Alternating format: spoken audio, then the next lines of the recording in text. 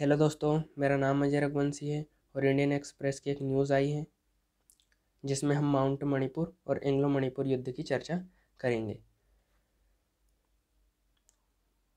हाल ही में केंद्र सरकार ने अंडमान और निकोबार द्वीप समूह के माउंट हैरियट का नाम बदलकर माउंट मणिपुर कर दिया है।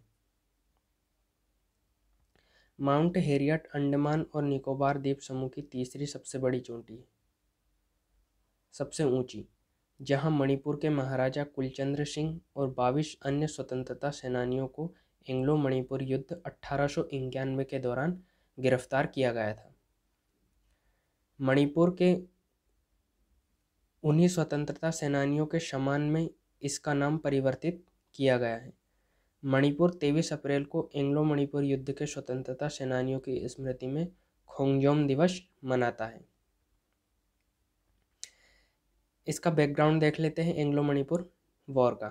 वर्ष 1886 में जब सूर्यचंद्र को अपने पिता चंद्रकीर्ति सिंह से सिंहासन विरासत में मिला था, तब मणिपुर का राज्य ब्रिटिश शासन के अधीन नहीं था, लेकिन कई संधियों के माध्यम से ब्रिटिश शासन से मानो जुड़ा ही था। हालांकि सूर्यचंद्र के सिंहासन पर आते ही राज्य में वाद विवाद बढ़ गया था और उनके छोटे भाइयों कुलचंद्र और टिकेंद्रजीत ने उनके खिलाफ विद्रोह कर दिया।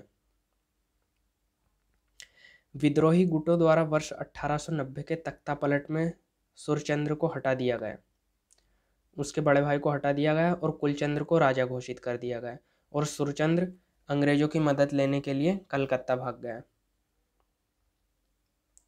फिर अंग्रेजों ने असम के मुख्य आयुक्त जेम्स क्लिंटन को सेना के साथ मणिपुर भेजा। उनका मिशन कुलचंद्र को राजा के रूप में इस शर्त के साथ मान्यता देना था कि उन्हें तख्तापलट के नेता टिकेंद्रजीत को गिरफ्तार करने और उन्हें मणिपुर से निर्वासित करने की अनुमति दी जाए।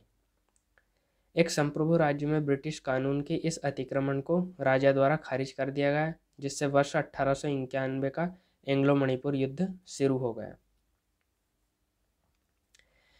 इस युद्ध के पहले चरण में अंग्रेजों ने आत्मसमर्पण कर दिया था और उनके अधिकारियों को सार्वजनिक रूप से मार डाला गया। दूसरे चरण में अंग्रेजों ने 3 तरफ से मणिपुर पर हमला किया और अंत में इम्फाल कांगला किले पर कब्जा कर लिया। राजकुमार टिकेंद्रजीत और 4 अन्य लोगों को अंग्रेजों ने फांसी पर लटका दिया था, जबकि कुलचंद्र को 22 अन्य लोगों के साथ अंडमान द्वीप समूह भेज दिया गया। जीत के बावजूद इस युद्ध में 5 महत्वपूर्ण अधिकारियों की मौत हो गई थी। भारत में इसे वर्ष 1857 के विद्रोह के बाद ब्रिटिश शासन के खिलाफ एक सामान्य विद्रोह का हिस्सा माना जाता है।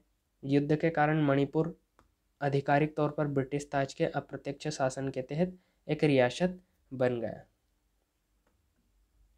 थैंक यू दोस्तों, इस वीडियो में बस इतना ही।